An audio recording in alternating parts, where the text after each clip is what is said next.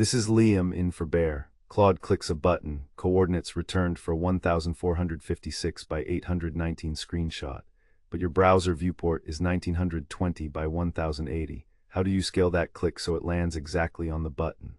The browser tool takes a screenshot and sends it to Claude. Claude's vision encoder resizes 9 images to exactly 1456 by 819, but your actual browser viewport is 1920 by 1080. Two coordinate spaces, same button, different pixels. The fix is the inverse of the resize ratio. Claude returned x equals 728, y equals 409. Multiply by 2560 over 1456 on x and 1440 over 819 on y. You land at exactly 1280, 720. A perfect hit because the ratio is the only transform that happened.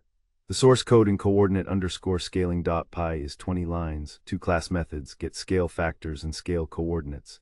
The viewport width divided by 1456 is x scale.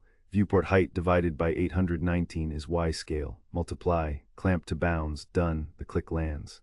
What this does not cover, DOM navigation, clicking by CSS selector, or coordinate scaling for non-16:9 aspect ratios. The code supports those via the match_aspect_ ratio flag, but that is a different lookup table.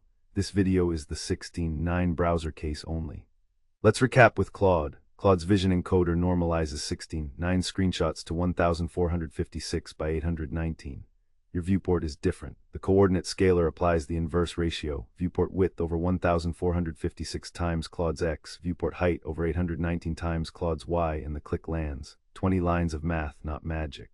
Your turn, the prompt is, my model clicks at 700, 410 on a 1456 by 819 screenshot, but my screen is 1920 by 1080. Write the scaling and land the click exactly. That prompt runs the whole mechanism. What does Claude write? Does it clamp to bounds? Does it handle a non-16:9 viewport? Run it and find out. Liam in for bear. Bridging the pixel gap in browser automation.